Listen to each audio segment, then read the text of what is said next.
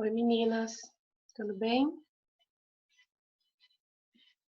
Oi. Vamos esperar um pouquinho o pessoal chegar, aí a gente começa, tá?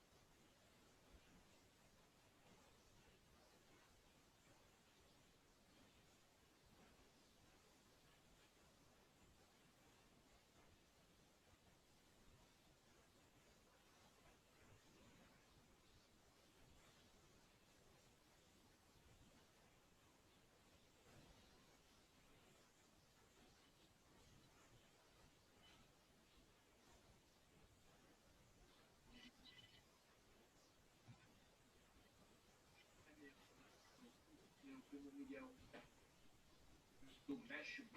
Pois é. Você é natural. Não soy nativo, sino que nací un montón de tiempo allí. Bom, é um rolinho? Com certeza. Arroz com camarão ou arroz com camarão? Ah, que ótimo, cara.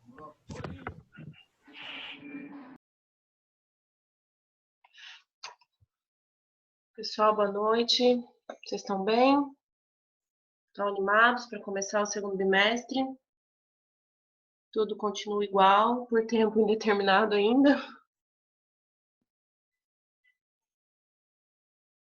Vocês estão aí? Conversa comigo, pessoal. Boa noite, professora. Boa noite. Vocês viram uma notícia do nosso governador? Parece que só em agosto que volta. Vocês chegaram a ver? Não, mas já esperava. Então as próximas provas vão ser assim de novo, né? Eu acredito que sim.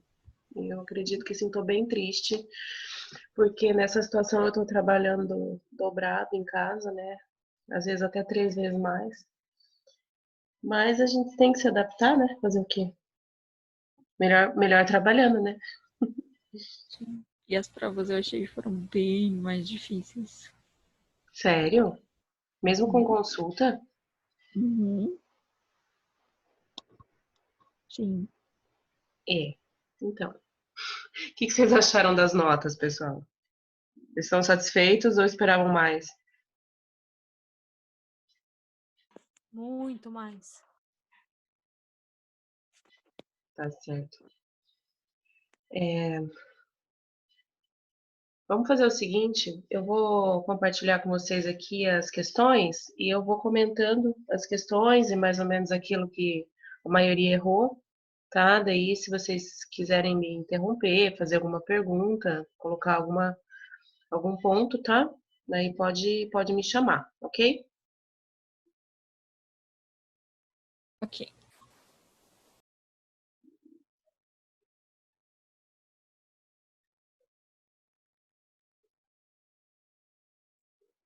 Deixa eu achar aqui.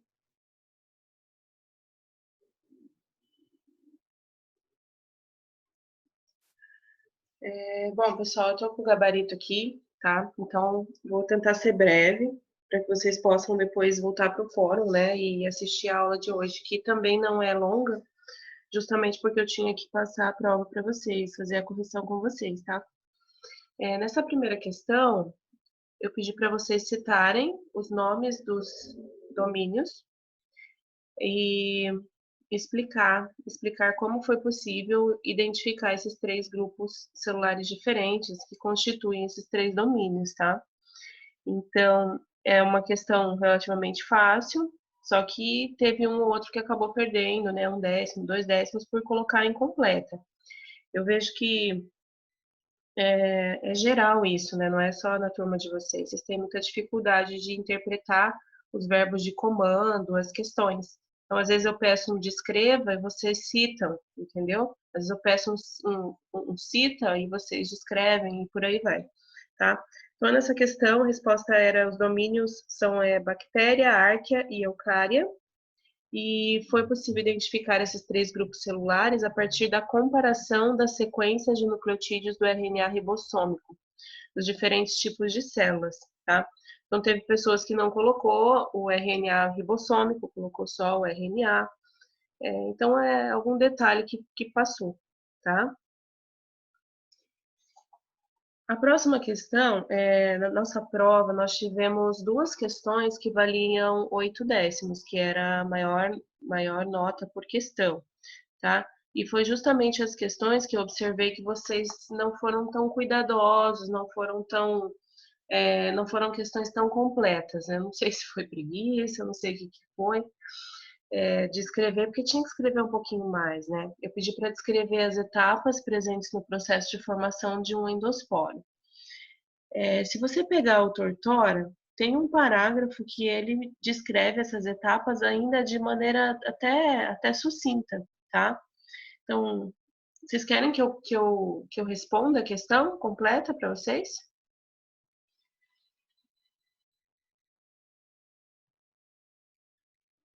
Sim, pro. Sim? Então tá bom.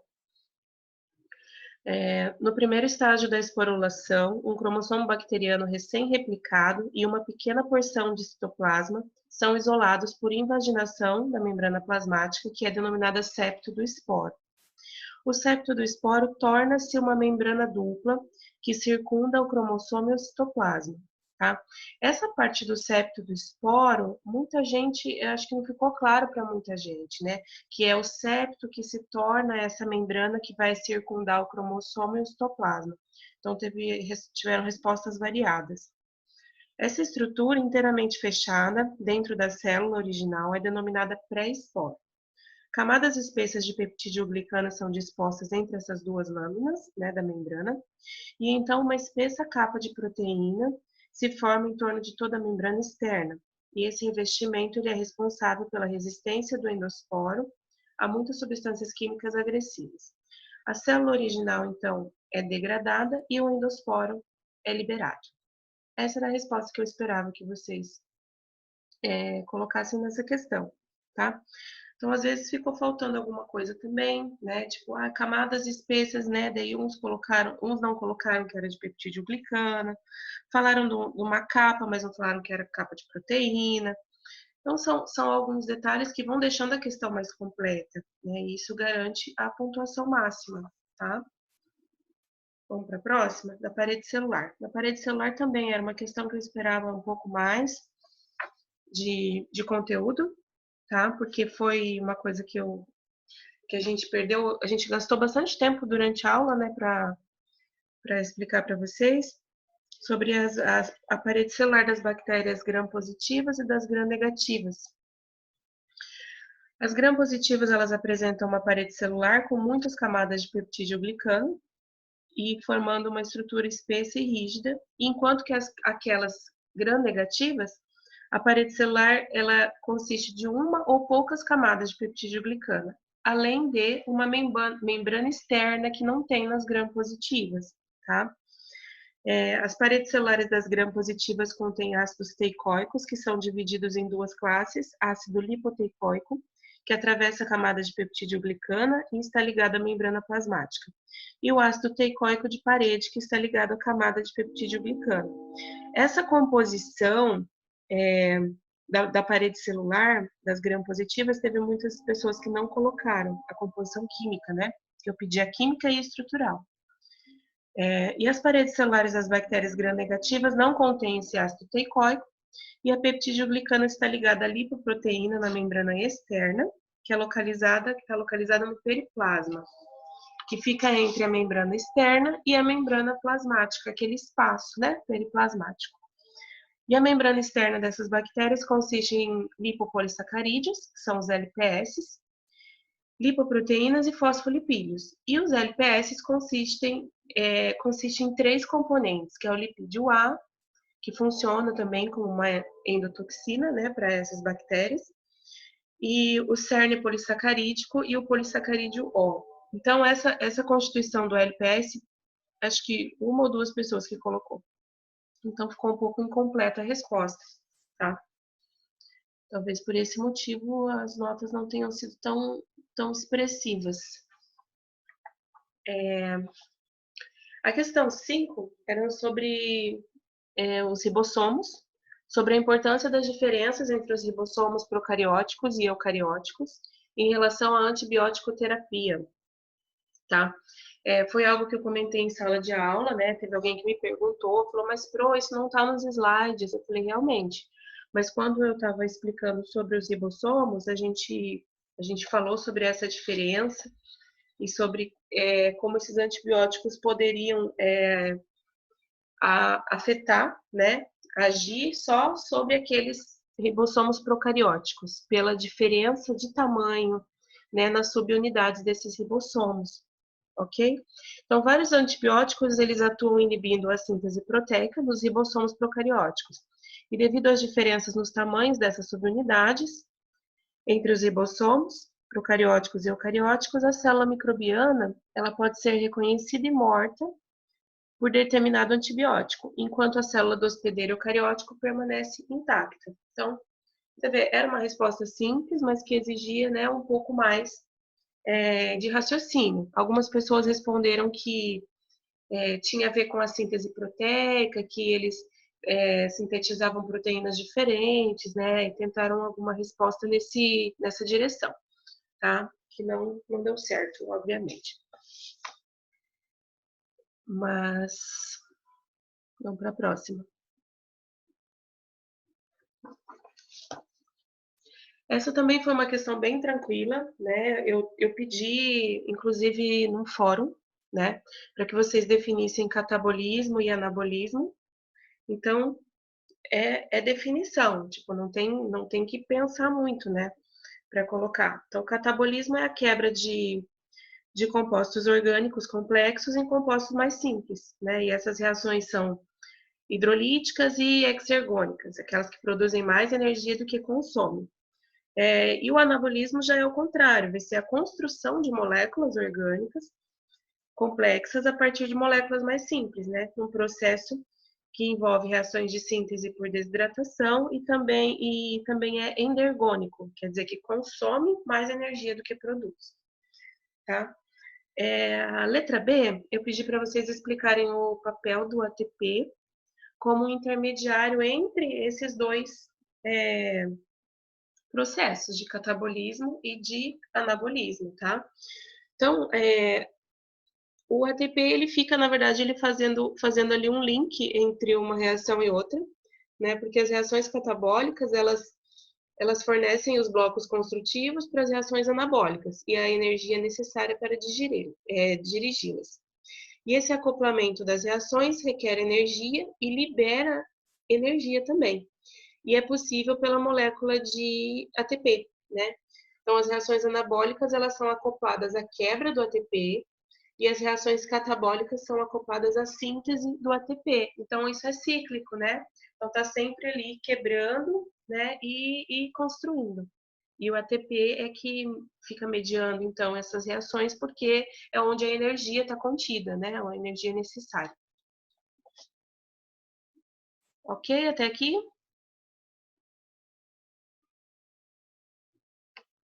Sim.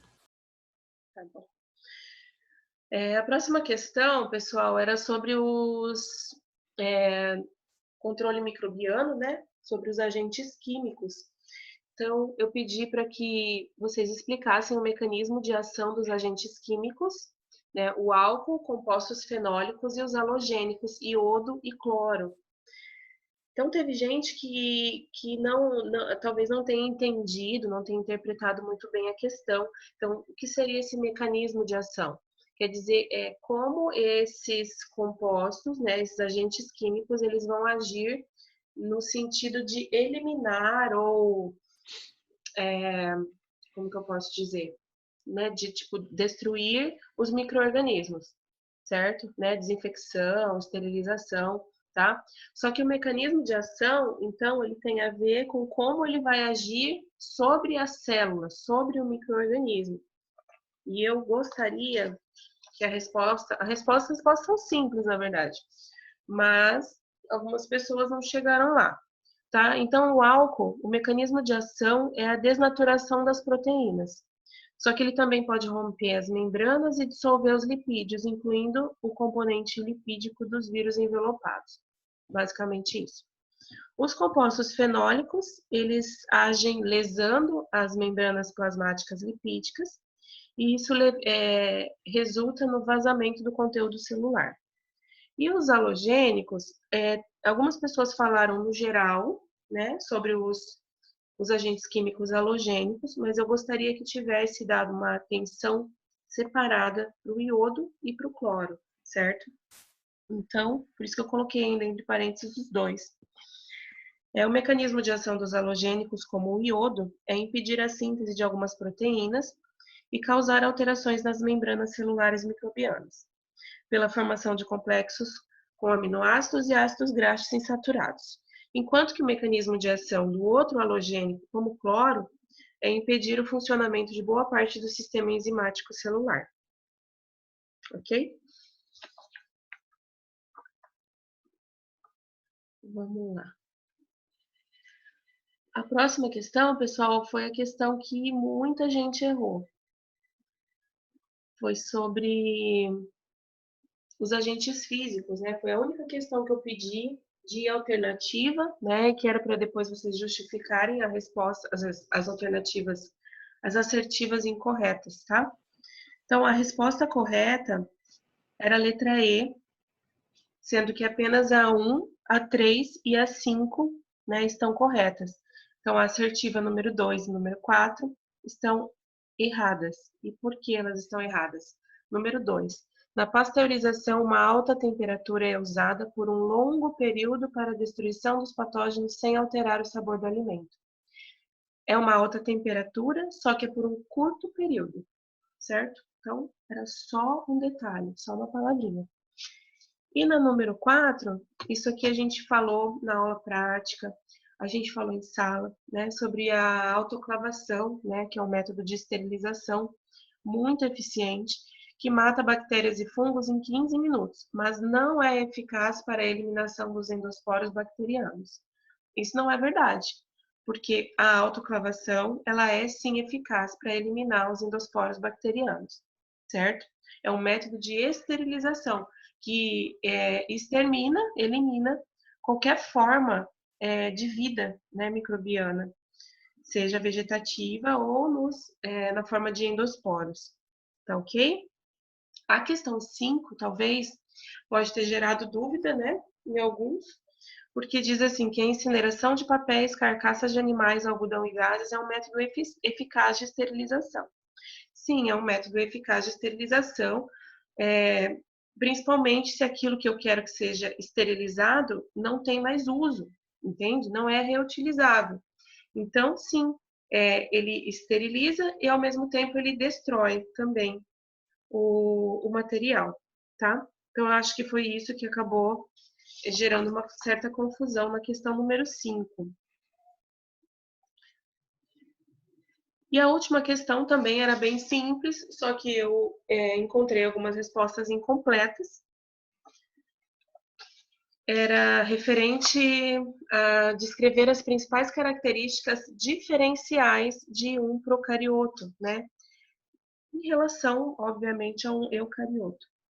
Então, seria a reprodução assexuada, que é por fissão binária, a parede celular, que é quimicamente complexa, né, e quase sempre contém os peptídeos glicanos, né, salvo algumas bactérias que não têm, né, peptídeo glicano, como o micoplasma. A ausência de organelas envolvidas por membranas e a ausência do núcleo delimitado por membrana, ou seja, a ausência de uma carioteca, aquela membrana que reveste o núcleo. E o DNA também geralmente circular, tá? Geralmente, mas não quer dizer que não tenha algumas espécies com DNA linear, mas geralmente é circular. E ele não está envolvido por estonas, né? Que são aquelas proteínas encontradas dos eucariontes que são associadas ao DNA. Ok? Essa questão também era bem tranquila. E essa foi a nossa prova, pessoal. Vocês querem comentar alguma coisa? Tirar alguma dúvida? Alguém me perguntou se teria acesso à prova. Não sei se está aqui quem me perguntou, que mandou mensagem para mim. Pode se manifestar se estiver aqui. Fui eu, professora. Amanda?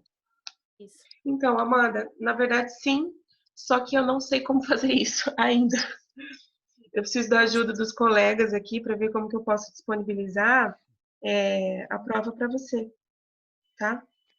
Mas daí você aguarda que eu vejo com o Rômulo ou com alguma das Estou outras aqui. professoras. Oi? Estou aqui. Oi, Rômulo, então, me ajuda. Boa noite, pessoal. Tudo bem?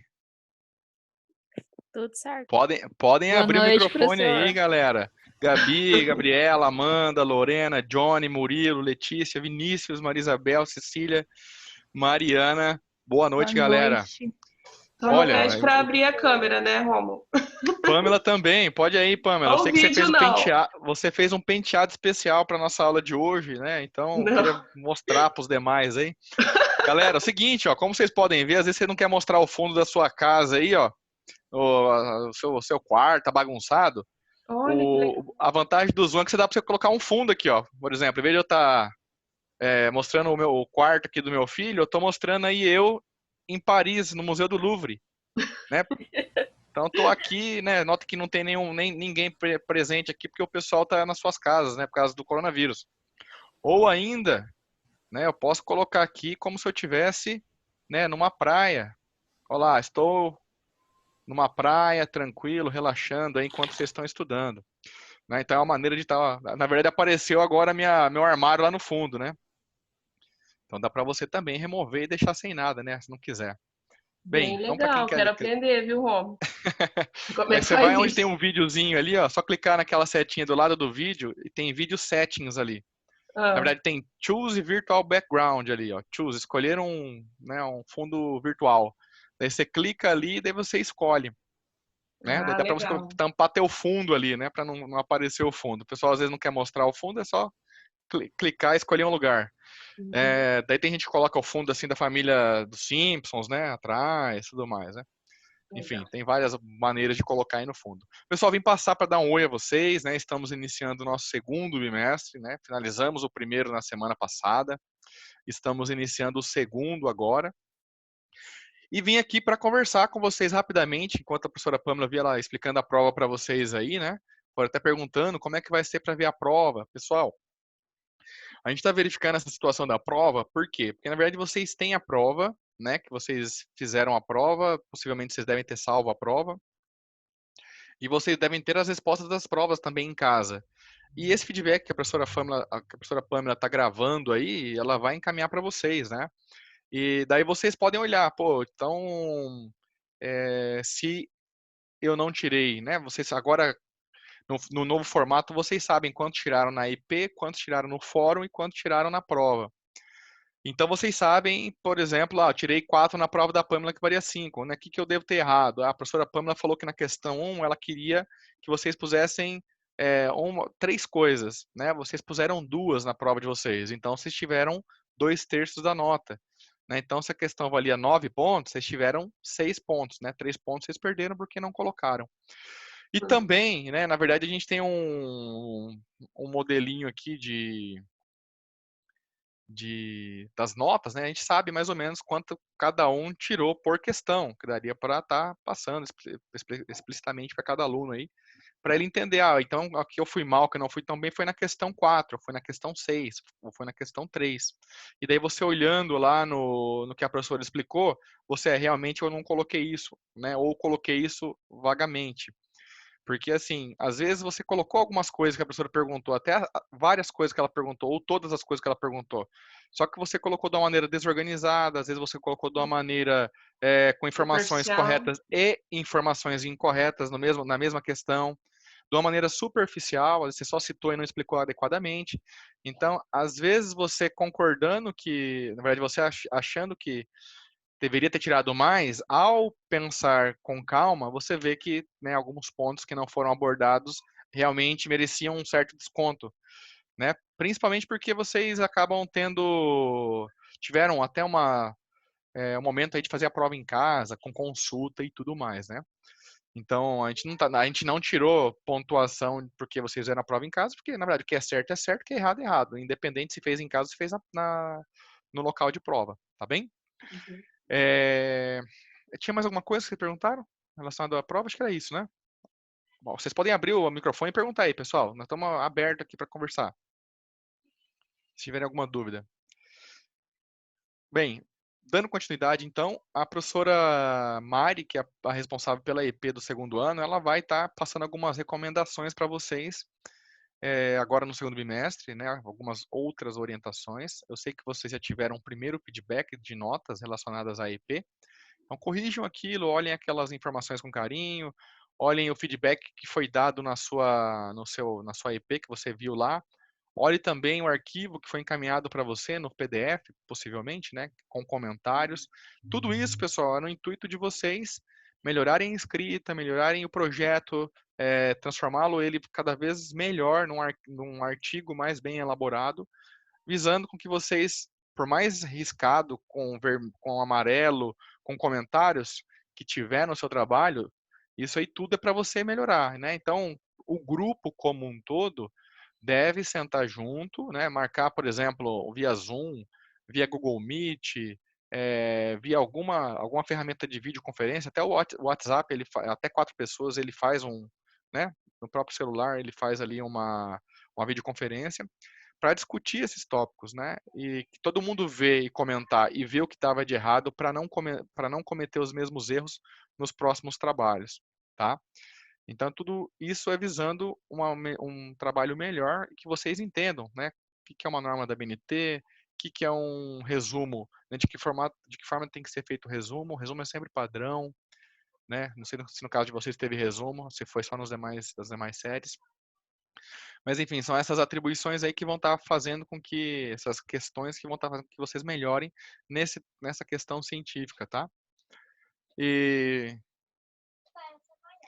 ó, já veio aqui vem cá, filho, para você participar da nossa reunião aqui. Olha lá. Ô, rapaziada, olha lá. Oi! Fala oi, filho. Fala oi. Oi, rapaz, beleza. Pode ir lá com a mãe agora. Vai lá. Toma, abro, vai. Beleza. O Rômulo, o home office tem dessas coisas, né? Tem desses detalhes, né? Na verdade, ele tava quietinho agora que a mãe dele chegou aqui, que ele tá mais arteiro aqui. Tá Filhote, certo. toma. Então tá bom, leva lá. Leva pra mamãe. É isso aí. Fecha aí, por favor, filho. Fecha aí, amor. É isso aí, galera. Vida do home office não é fácil, não. Minha esposa trabalhando ainda, então eu tô de pai, mãe, doméstico, né? Lavo louça, lavo roupa, né? Não tem empregada. A empregada foi dispensada para não contaminar a casa. E tamo aí. Pensado assim, ela tá recebendo, né, na casa dela lá, mas ela não tá vindo por enquanto, até para não se contaminar e não contaminar nós, né? Então, pessoal, eu queria só passar para dar uma conversa com vocês, já faz um bom tempo que a gente não conversa, né? Vim dar um oi, verificar se está tudo bem com vocês, né? Podem falar, vocês estão quietinhos aí, podem se expressar, não tenham medo. E também Professor, pode falar, Mari. vai ter melhores alunos esse bimestre? Olha, tá sendo discutido isso, tá? Para ter essa questão aí. O problema é como organizar a questão de camiseta e tudo mais para entregar, mas tá assim. Eu não sei se vocês estão recebendo, é possível que vocês recebam um livro. Chegou algum livro na casa de vocês? Chegou. Chegou. Então, eles estão distribuindo alguns livros para os alunos, não necessariamente livros da série que você está matriculado, às vezes é um livro de biologia celular, que você já teve ano passado, ou é um livro de bioestatística que você teve ano passado, ou às vezes é algum livro de meio ambiente, gestão ambiental, que você vai ter nos próximos anos. E eles estão dando com a maneira de brindar aí vocês aí com um livro para ler nesse momento que vocês estarão nas suas casas aí. Nós já avançamos com 1 mês e meio praticamente de aula remota, né? Não confundam a aula remota com a aula EAD, porque na aula EAD como vocês já têm até a disciplina digital, né? Você tem só lá uma aula gravada, um PDF, você vai lá, faz a prova e acabou a disciplina, né? Na aula remota você tem esse momento ao vivo, né? A professora Pamela está aí, tirando dúvida. Vocês podem mandar e-mail para ela, e-mail institucional que ela vai estar respondendo. Vocês podem estar mandando mensagens que, na medida do possível, ela vai estar respondendo também. E as dúvidas que permanecerem, vai estar gravada a aula, você pode assistir a aula quantas vezes quiser e pode trazer uma dúvida da aula de hoje para a próxima aula que vai acontecer na semana que vem. Então, tem as suas vantagens a questão do ensino remoto. Nós, como brasileiros, latinos que somos, adoramos contato. A gente quer voltar para se ver, né? A gente quer encostar, a gente quer relar nas pessoas. A gente quer ver ao vivo e não ver pelo computador, né? Mas é uma maneira aí de tá atuando conjuntamente aí para melhorar o aprendizado de vocês mesmo nesses momentos remotos, né? Eu não sei se vocês têm acompanhado, mas, por exemplo, o pessoal da UEM ou de outras públicas aí, eles estão mais uma vez parados sem aula, né? Só Deus sabe quando vai voltar, mais uma vez. E vão ficar aí, sei lá, às vezes vai voltar a ficar mais 2, 3 meses com aula, né? Depois entra em greve, daí fica mais 2, 3 meses, depois entra em greve, entra mais, né? Enfim, tem gente aí que está fazendo curso de 4 anos em 8, né? Não porque reprovou, mas porque não acaba nunca, sempre tem greve ou alguma parada no meio do caminho, né? Não estou dizendo que a instituição é ruim, pelo contrário, né? Muito boa, mas o problema é que você tem nessas situações, você tem a praticidade e a rapidez de transformação que as universidades privadas têm de rapidamente moldar e trazer para vocês a melhor maneira de ressignificar o ensino, tá? E isso está sendo feito com várias, tem inclusive várias públicas que também já estão atuando com o ensino remoto. A UEM só não está porque, vamos dizer assim, tem funcionários que não querem atuar com ensino remoto, porque, enfim, vários fatores, aí são questões pessoais e tudo mais. E a UEM também não tem infraestrutura e talvez, enfim, vários fatores que impedem essa situação e dificultam com que eles tenham. E por isso acabam não tendo e atrasando todo o cronograma deles lá. E no nosso caso, a gente está com ensino remoto, podem assistir inúmeras vezes, quantas vezes quiserem, e seguindo o cronograma. No meio do ano nós teremos férias e no final do ano também nós teremos férias, e vocês, sendo aprovados, a partir do ano que vem, já estarão no terceiro ano. Tudo bem, galera? Então, meu intuito hoje era dar uma passada, verificar como é que vocês estão, se estão com problemas aí com relação à aula. Aceito sugestões, né, de vocês com relação às nossas aulas, para sempre melhorar e tornar o processo de aprendizado de vocês o mais completo possível, para que vocês mesmo aí nesse momento consigam se fortalecer, aprendendo bastante, se tornando depois, né, excelentes profissionais para ingressarem no mercado de trabalho. A maioria de vocês que está no bacharelado vai estar na metade do curso, né, um pouco menos da metade, tem um pouquinho ainda para chegar, para passar do segundo e para o terceiro e ter um terceiro e quarto. E o pessoal da licenciatura já está chegando na metade do curso, né? Que é na metade do segundo ano. A partir do meio do ano já começa com estágio obrigatório. Mas eu imagino que até lá nós já tenhamos resolvido essa situação e nós estaremos controlando aí o vírus, seja através do medicamento mais resolutivo ou ainda através de um recuo, né, uma menor transmissão aí, porque a galera já vai ter pego a doença, né, e vai estar imune, né? Deus queira que isso aconteça aí sem, né, problemas mais sérios de mortes com a maioria. Beleza, pessoal? Ok? Ok, Alguma obrigada, dúvida? Rômulo. Beleza, professor. Beleza, Gabriela? Maria Isabel, tudo bem? Quanto tempo? Luana, Mari, Ana, Cecília, Glória. Recuperada, Glória, da sua nova dengue? Tô, professor, tô recuperando. Tá recuperando aí? Tô. Vamos lá, força aí, né? Vai sair mais imune do que nunca, né? Daqui a pouco nenhuma, como fala? Nenhum sorotipo Não, a do doença me vírus, pegar mais. nenhum sorotipo do vírus vai te alcançar mais daqui a pouco. Coronga vai sair correndo. Vai sair, né? O vírus vai chegar perto e vai falar, não, essa aqui não tem mais imunidade que tudo nesse mundo. Mas é isso aí, Pâmela. Obrigado mais uma vez. Eu não sei se o tempinho Imagina. que tá marcando ali é um tempo para acabar a sua aula, é isso? Isso é pelo Zoom, são 40 minutos. Ah, tá. Aí a Depois eu gente fecha. vou. Tá.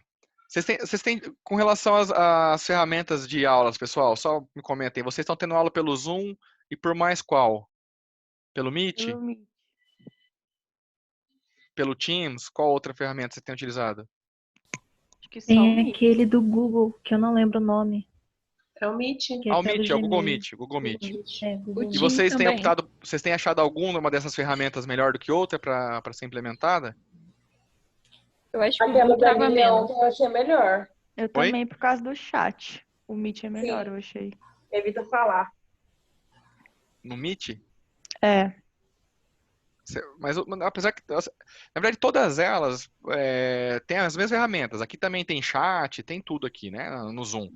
Na verdade, para mim, a melhor ferramenta para usar, para dar aula, é o Zoom. Só que para o aluno é mais difícil de entrar. Tem alguns detalhezinhos que atrapalham um é. pouco ali. Às vezes tem que baixar aplicativo e tudo mais, né? O Meet, Mas ela... a única coisa que eu não gosto muito do Meet é que quando você compartilha a tela cheia, você não vê os alunos, você não tem esse Isso chat, o isso chat eu aqui acho do ruim. lado.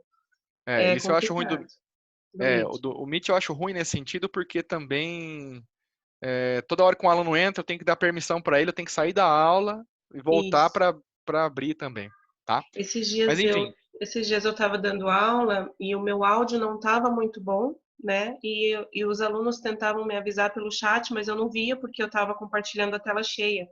Então sim. foi uma dificuldade que eu encontrei. Ah, Por isso que eu legal. não estou usando. Tá, mas galera, vocês estão usando normal o Zoom? Como é que tá? Tá legal? Dá pra usar da boa? Eu prefiro o Zoom. Trava É, menos. Eu tá. também Ô, prefiro. Pamela, depois você fala comigo. Eu tenho ele pago, eu posso te passar minha senha pra você acessar ele aí normal, daí não ter esse problema de 40 minutos, tá? Ah, legal. Beleza. Tá? Mas aí tem um pouco tempo aí, não sei se você precisa de um pouco mais de tempo. Se você precisar de mais tempo do que isso pra hoje, você me Não, chama aqui que a gente conversa. Ou não vai precisar? não era. Não, fechei só com a correção da prova. Agora eles vão assistir o vídeo da aula no fórum, Ah, ótimo então. tá Então bem? fechou. Boa noite, galera. Sejam bem-vindos ao segundo bimestre. Contem comigo para qualquer coisa que vocês precisarem. Estou sempre à disposição. Podem mandar mensagem no WhatsApp, mandar e-mail, podem me ligar, né? Só não aceito ligação interurbana e a cobrar, mas fora isso tudo bem, tá? Podem ligar por WhatsApp, enfim, que eu puder ajudar vocês, eu fico à disposição. Obrigado mais uma vez, Pamela. Desculpa tomar tanto tempo da sua aula aí. Imagina, tá tranquilo. Já tinha terminado. Obrigada. Valeu e abraço, galera. Fiquem com Deus aí. Boa semana para vocês. Bom resto de semana para vocês aí. Obrigada, Tchau. professor. Tchau, Tchau, tchau. É, professor. professor, falou. Valeu. Pessoal, agora vocês vão pro fórum, tá? Tenho a aula para vocês assistirem as questões. Se tiver alguma dúvida, eu tô na sala de café ou pode mandar também pelo grupo do WhatsApp, tá bem? Beleza. Beleza, professora, Tá? E obrigada. eu vou converter aqui essa aula, a correção, e eu já coloco lá o link lá no fórum, tá? Daí se alguém quiser ver depois a prova e conferir. Beleza. Beleza, prof, Beijo. valeu. Abraço, pessoal. Tchau, tchau. Tchau, pro.